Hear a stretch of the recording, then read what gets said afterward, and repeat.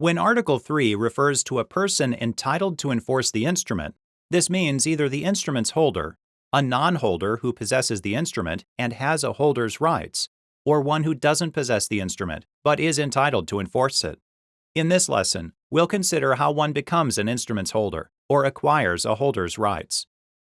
Under Article 3, a person will be considered the holder of a negotiable instrument if that person has both physical possession of the instrument and the right to enforce it. This right of enforcement arises if the instrument is either payable to bearer or payable to the possessor. Let's say that a law student held a check worth $100,000 that read, quote, "Pay to the order of law student," unquote. Here, the law student was the check's holder. The check was payable to the law student, and the law student had possession of it. Generally, a person becomes a holder in one of two ways.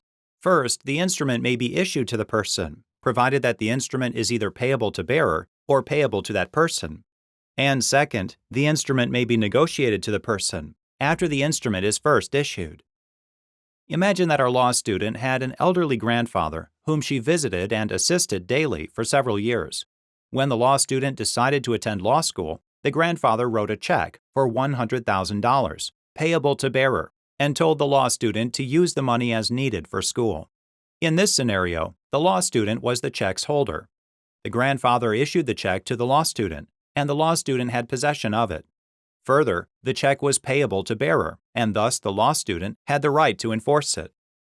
Similarly, if the grandfather had himself held the check for several years and later transferred possession of it to the law student would become the check's holder through negotiation.